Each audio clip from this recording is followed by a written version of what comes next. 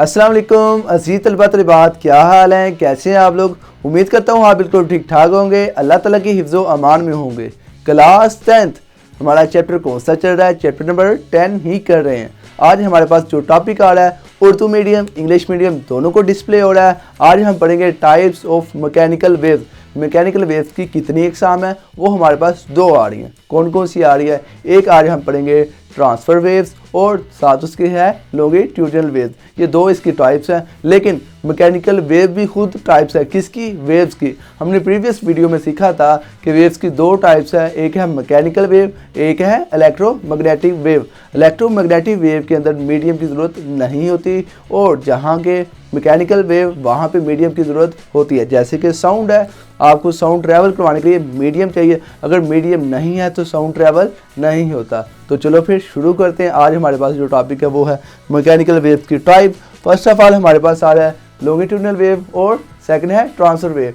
मैं आपको यहाँ पे बहुत आसान काम करता हूँ, आपके लिए आसानी ये करता हूँ, दोनों को इकट्ठा कंपेयर करता हूँ, क्योंकि दोनों में सिर्फ एक मामूली सा फ़र्क है। अगर आप वो फ़र्क ढूंढ लेते हैं तो आपको ये दोनों समझ भी अच्छे से आ जाएंगे और याद भी फ़ौरन हो जाएंगे।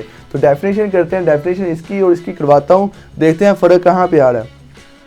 फर्स्ट ऑफ ऑल मेरे पास जो डेफिनेशन आ रही है वो कह रही है, in longitudinal wave the motion of a particle of a medium is parallel. ये जो वर्ड आ रहा है ना पैरेलल, यही इसका की वर्ड है, इसको आपने मेन में रखना है। Is parallel to the motion of waves, यही डेफिनेशन आ गई। ट्रांसफर वेव में देखें तो सेम डेफिनेशन है, फ़र्क कहाँ आएगा वो देखिएगा। इन ट्रांसफर वेव्स ये तो आपने बताना है the motion of a particle of a medium, same वही अल्फाज दोहराए जा रहे हैं। इज परपेंडिकुलर, यहाँ पे ये आ रहा है लफ्ज़ क्या है? परपेंडिकुलर। पैरेलल और परपेंडिकुलर में थोड़ा सा फ़र्क है। पैरेलल मतलब एक ही सिमत पे दोनों ही होंगे, जबकि परपेंडिकुलर में क्या है? उल्ट होगा, एक इस तरफ जा रहा है और दूसरा उधर से इधर आ रहा है। मतलब कि परपेंडिकुलर एक का इस तरफ डायरेक्शन और दूसरा ऊपर से नीचे आ रहा है, तो वो क्या होता है? परपेंडिकुलर। लेकिन इसको हम वेव्स की फॉर्म में अभी डिस्कस करने जा रहे हैं। To the motion of the wave, motion of wave, यहाँ पे सिर्फ आपके पास परपेंडिकुलर और पैरेलल आ रहा है। चलें फिर इसको वजाहत करते हैं। First of all longitudinal wave देखें, ये डायग्राम आप देख रहे हैं, इसके अंदर हमने क्या किया? हमने एक स्प्रिंग लिया, स्लिंकी टाइप, जिसको आप प्रेस कर सकते हैं, पुश एंड पुल कर सकते हैं। ये बहुत सॉफ्ट स्प्रिंग है। हमने करना क्या है? हमने इसको एक साइड से फिक्स कर दिया, बांध दिया, दूसरी साइड से हमने इसको पुल करना है, खींचना है। पुल करने के बाद इसको हमने पुश करना है। यहाँ पे आप सेकंड डायग्राम में देख रहे हैं जो इसकी डिस्प्लेसमेंट की डायरेक्शन है। डिस्प्लेसमेंट तो आपको पता है बिल्कुल हॉरिजॉन्टल होगा, डिस्प्लेसमेंट हॉरिजॉन्टल, उसकी डायरेक्शन भी उसी तरफ है। और दूसरी जो डायरेक्शन ऑफ है मूवमेंट ऑफ पार्टिकल, वो भी किस तरफ है? हॉरिजॉन्टल। दोनों एक दूसरे के पैरेलल हैं, दोनों एक ही सिमत में हैं। तो इसकी वजह से अगर आपका जो डिस्प्लेसमेंट और ट्रैवल ऑफ पार्टिकल दोनों एक ही सिमत में हो तो कौन सी होगी? Longitudinal wave. अगर दूसरी तरफ बात की जाए ट्रांसफर वेव परपेंडिकुलर, तो मेरे बच्चे यहाँ पे डायग्राम देखें, हमारे पास यहाँ पे भी एक स्लिंकी है, लेकिन अगर हम इस स्लिंकी को अगर हम पुश एंड पुल करें, पुश एंड पुल की बजाय इसको हम अप एंड डाउन करना, सॉरी पुश एंड पुल आपने किसको किया? लॉन्गिट्यूडिनल वेव में। और ट्रांसफर वेव में आपने क्या करना है? Up and down. आपने इसको अप एंड डाउन करना है। जब आप अप एंड डाउन करेंगे, जो उसका डिस्प्लेसमेंट की डायरेक्शन है वो तो हॉरिजॉन्टल ही है, वो आपको शो हो रहा है, लेकिन जो वेव की डायरेक्शन है वो हॉरिजॉन्टल नहीं, बल्कि वो ऊपर जा रही है, फिर नीचे आ रही है, फिर ऊपर जा रही है। यानी कि वो क्रस्ट और ट्रफ बना रहे हैं। जब वो क्रस्ट और ट्रफ बना रहे हैं, वो परपेंडिकुलर कर रहे हैं, तो इसका मतलब क्या होगा? वो ट्रांसफर वेव्स होगी। ये दोनों में थोड़ा सा मामूली सा फ़र्क है। लॉन्गिट्यूडिनल के अंदर जो है वो पैरेलल होते हैं, जबकि ट्रांसफर में क्या होता है? परपेंडिकुलर। तो ये आपको कवर हो चुका है। यहाँ पे एक और बात है, वो ये है कि यहाँ पे डेफिनेशन आएगी वेवलेंथ क्या होता है, और उसके बाद रियरफैक्शन और कंप्रेशन क्या होते हैं। यहाँ पे अगर आप लॉन्गिट्यूडिनल वेव के अंदर देखें स्प्रिंग को, तो जोन से उसके मीडियम के पार्टिकल पास हैं, कंप्रेस हुए हैं, उसको बोला जाता है कंप्रेशन। और दूसरी तरफ जो दूर है उसको बोला जाता है रियरफैक्शन। दो मुतवातर कंप्रेशन से कंप्रेशन तक जो फासला होता है उसको हम बोलते हैं वेवलेंथ। आपको कवर हो चुका है, वेवलेंथ की डेफिनेशन हो चुकी है। अब हम दूसरी तरफ चलते हैं, ट्रांसफर वेव। ट्रांसफर वेव के अंदर जो वेव आपकी बुलंद है और दूसरी तरफ बुलंद है, ये आपके दोनों क्रस्ट हैं, और जो वेव आपकी नीचे की तरफ है वो क्या है? ट्रफ। यहाँ पे आप वेवलेंथ की अगर डेफिनेशन करें तो दो मुतवातिर क्रस्ट या ऊपर से क्रस्ट तक का दरमियानी फासला वेवलेंथ है, या ट्रफ से ट्रफ तक का फासला वेवलेंथ है। यहाँ पे ये आपकी डेफिनेशन कवर हो जाती हैं। तो यही मेरे बच्चे यहाँ पे मेन फ़र्क था ट्रांसफ़र ऑफ लॉन्गिट्यूडनल वे में। अब यहाँ पे मैं आपको एक क्विज़ देने जा रहा हूँ, या आपको यहाँ पे दो वीडियो आपको चलाता हूँ और आपने खुद जजमेंट करना है कि मुझे बताना है कि सर ट्रांसफ़र वेव कौन सी है और लॉन्गिट्यूडनल वेव कौन सी है। इन वीडियो को देखें और अच्छे से देखें, वीडियो की तरफ देखना है और मुझे बताना है आपने इस टाइम कौन सी स्लिंकी लॉन्गिट्यूडनल वेव कर रही है और कौन सी स्लिंकी ट्रांसफ़र वेव बिहेव कर रही है। तो ये आपने अपना कमेंट सेक्शन में आंसर देना है, बाकी मैं भी आपको आंसर दे देता हूँ। तो ये आपका क्विज़ हो गया, यहाँ तक यही काम था। नेक्स्ट हमारे पास जो आ रहा है वो है wave as a carriers of energy. Waves क्या करती हैं, एनर्जी कैरियर करती हैं, एक पॉइंट से दूसरे पॉइंट तरफ एनर्जी लेके जाते हैं।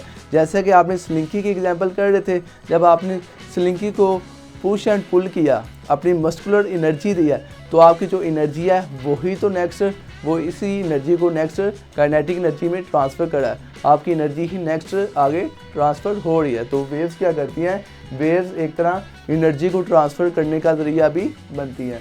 नेक्स्ट हमारे पास आ रहा है dependence of energy carried by a wave.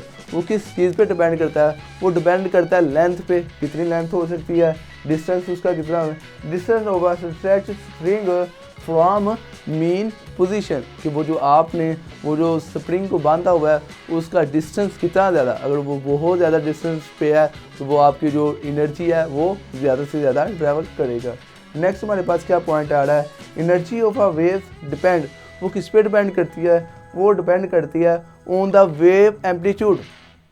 आप जितनी ज़्यादा एनर्जी से उस स्लिंकी को पुश एंड पुल करेंगे, अप एंड डाउन करेंगे, उतनी ज़्यादा एम्पलीट्यूड बढ़ेगा, उतनी ज़्यादा एनर्जी आपकी दूसरी तरफ ट्रांसफ़र होगी। तो वो डिपेंड किस पे करता है, उसके एम्पलीट्यूड पे। कवर हो चुकी है बात।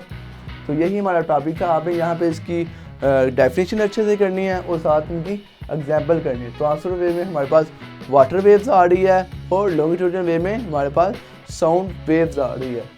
तो यही टॉपिक आपका कवर होता है। नेक्स्ट हमारे पास क्या आ रहा है, नेक्स्ट स्टूडेंट हमारे पास आ रहा है relationship between velocity, frequency and wavelength. Velocity, frequency और वेवलेंथ में क्या तलक है, तो वो बहुत ही आसान है। देखते हैं क्या तलक होता है। हमारा ये जो टॉपिक है वो simple harmonic motion and waves है। हम वेव्स के बारे में यहाँ बात कर रहे हैं। तो यहाँ पे क्या होगा, ये जो आपकी वेलोसिटी होती है, वेलोसिटी होती है डिस्प्लेसमेंट में तब्दीली की शरह क्या होती है, वेलोसिटी। लेकिन यहाँ पे क्या करेंगे इस चैप्टर के अंदर, ये जो हमारा डिस्प्लेसमेंट है वो चेंज हो जाएगा किसके साथ, वेव के साथ। डिस्प्लेसमेंट को आपने रिप्लेस कर देना है वेवलेंथ के साथ। तो वेवलेंथ का रिप्रेजेंट क्या है, लैम्डा। लैम्डा इसको बोलते हैं। तो ये किसको शो करता है, वेवलेंथ को।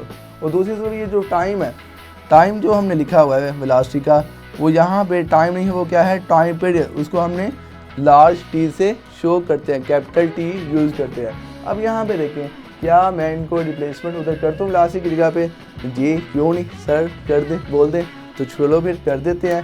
वेलोसिटी का क्या आ गया, v, और डिस्प्लेसमेंट का मैंने अभी क्या बोला है, लैम्डा, यानी कि वेवलेंथ वो आ गई, और t हमारे पास टाइम पीरियड का t आ गया। अब नेक्स्ट एक स्टेप और देखिएगा, क्या मैं इसको ऐसे लिख सकता हूँ, इक्वल 1/t लैम्डा, क्योंकि आपने पढ़ा हुआ है कि ये जो टेम्परेरी रेसिप्रोकल है किसका, फ्रीक्वेंसी का, यानी कि इसका फार्मूला कुछ यूँ होगा। मैं यहाँ पे 3 डॉट लगा के फार्मूला लिख रहा हूँ। ये जो आपकी फ्रीक्वेंसी होती है जिसको आप f से शो करते हैं, वो रेसिप्रोकल किसका होता है, टाइम पीरियड का। तो हम यहाँ पे रेसिप्रोकल 1/t की जगह पे क्या पुट कर सकते हैं, फ्रीक्वेंसी। तो चलो फिर पुट करते हैं। हमारी ये जो वेलोसिटी v बराबर है 1/t किसके बराबर है, फ्रीक्वेंसी f, और साथ क्या है, लैम्डा। तो यही हमारे पास फाइनल रिलेशन आ जाएगा, v = f लैम्डा। ये आपके पास नेक्स्ट न्यूमेरिकल भी आएंगे। इस फार्मूले को आपने अच्छे से याद रखना है। तो आज का टॉपिक उम्मीद करता हूँ आपको बड़े अच्छे से कवर हुआ होगा। अगर कोई भी डाउट है तो नीचे कमेंट सेक्शन में आप पूछ सकते हैं। अपना और अपने इस चैनल का बहुत सारा ख्याल रखना। मुझे इजाज़त दें, मिलते हैं नेक्स्ट वीडियो में। अल्लाह हाफिज़।